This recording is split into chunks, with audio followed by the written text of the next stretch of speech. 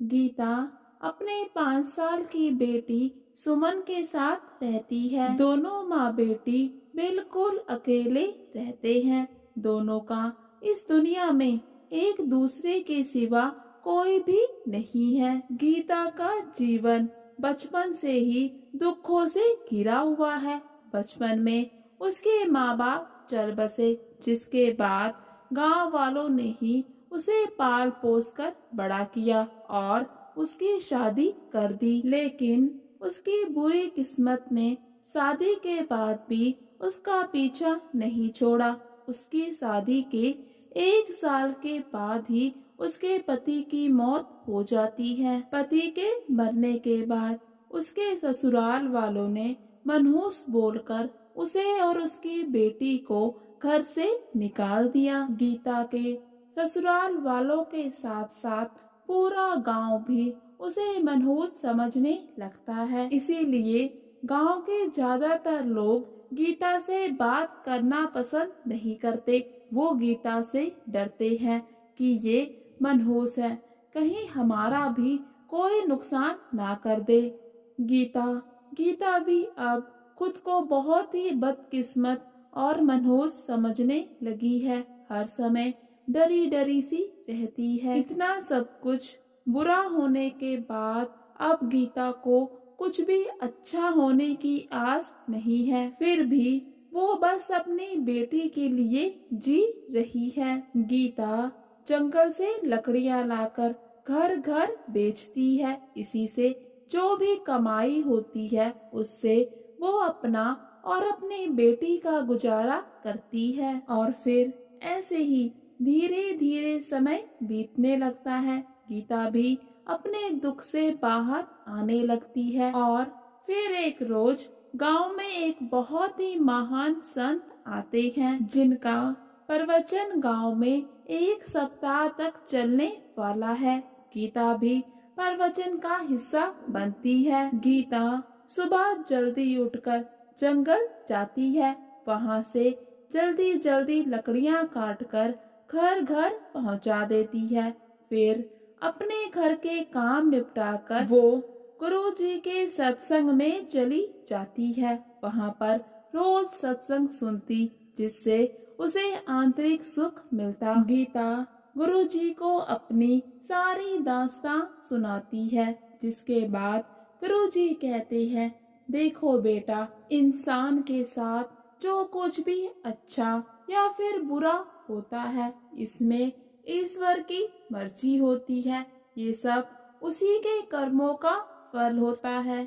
बेटी गीता, तुम्हें तुम्हारे बुरे कर्मों का फल मिल चुका है। अब बहुत ही जल्द तुम्हें तुम्हारे अच्छे कर्मों का फल भी मिलेगा, जिससे तुम्हारा जीवन बदल जाएगा। और फिर अगले ही दिन सत्संग खत्म करके गुरुजी दूसरे गांव में सत्संग करने के लिए चले जाते हैं। और फिर कुछ ही दिनों के बाद एक बूढ़ी औरत रात के समय गीता के घर आती है। बूढ़ी औरत गीता से कहती है, बेटी, मैं अपनी बेटी के गांव जा रही हूँ, लेकिन चलते चलते मुझे रात हो गई। अब रुकने का कोई ठिकाना नहीं है। क्या तुम एक रात के लिए मुझे अपने घर में रख सकती हो? गीता कहती है, अरे अम्मा, मुझ जैसी अभागन के घर तो कोई भी पानी तक नहीं पीता, और तुम यहाँ रुकने की बात करती हो। तो फिर बूढ़ी अम्मा कहती है, अरे बेटी, बेटियां कब से अभागी होने लगी। और फिर बुढ़िया घर के अंदर आ जाती है। गीता भी बूढ़ी अम्मा की बहुत सेवा करती है। उसके घर में जो भी रूखा सूखा होता है वो बूढ़ी अम्मा को बहुत प्यार से खिलाती है। खाना खाने के बाद बूढ़ी अम्मा गीता से कहती है कि उसके पेट में दर्द हो रहा है, अगर उसके पास कोई जड़ी बूटी हो तो वो उसको दे दे। गीता ये सुनकर बहुत परेशान हो जाती है। कहती है, अम्मा, क्या हुआ तुम्हें? मेरे पास तो कोई भी जड़ी बूटी नहीं है और ना ही मेरे घर पर कोई वैद्य इस समय आएगा। शायद शायद सच में मैं मनहूस हूँ। मेरे घर में आते ही देखो अम्मा, तुम्हारी भी तबीयत खराब हो गई। तो अम्मा कहती है, नहीं नहीं बेटी, मेरी तबीयत तुम्हारे घर में आने के कारण खराब नहीं हुई। ये सब तो बुढ़ापे का असर है। तुम ऐसे खुद को दोष ना दो। और फिर बुढ़िया गीता को एक कटोरा देती है और कहती है, इसमें घास के कुछ तिनके लेकर आ जाओ। गीता भी बिल्कुल ऐसा ही करती है।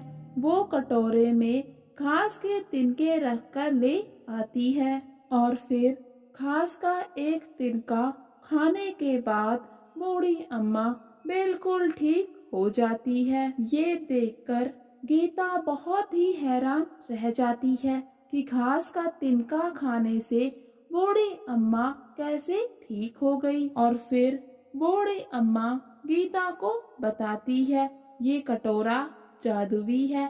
इस पर घास का तिनका रखने से वो जड़ी बूटी का काम करता है और ये कटोरा मैं तुम्हें देती हूँ। मैं तुम्हारी सेवा भावना से बहुत ही खुश हूँ।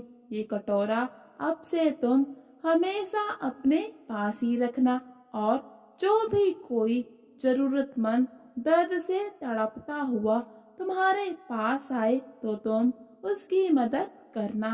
ये सब सुनकर गीता कहती है, लेकिन अम्मा, मैं तो मनहूस हूँ, मेरे पास भला कौन आएगा, वो भी अपने दर्द का निपटारा करने के लिए। गीता की बात सुनकर बूढ़ी अम्मा हंस पड़ती है और कहती है, अरे बेटी, ये कटोरा तुम्हारा दुर्भाग्य दूर करने ही तो मैं लाई हूँ। और फिर बूढ़ी अम्मा गीता से कहती है कि वो आप सो जाए। अगली सुबह जब गीता सोकर उठती है तो देखती है बूढ़ी अम्मा वहाँ पर नहीं है, लेकिन कटोरा अभी भी वहीं पर पड़ा है। दूसरी तरफ न जाने पूरे गांव में ये बात कैसे फैल जाती है कि गीता के पास एक अनोखा जड़ी बूटी वाला घास का तिनका है, जिससे सभी के कष्ट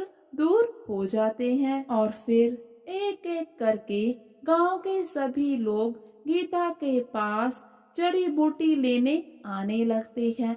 जहां गीता को कोई देखना तक पसंद नहीं करता था, आज उसके घर के पास लोगों की लंबी लंबी कतारें लगी पड़ी हैं। अब गीता को कोई भी मनहूस नहीं कहता। हर कोई उससे मिलकर अपने कष्टों को दूर करना चाहता है। गीता को गुरुजी की कही बातें याद आती है कि उसको उसके अच्छे कर्मों का फल भी बहुत ही जल्द मिलेगा। फिर वो मन ही मन ईश्वर को धन्यवाद करती है।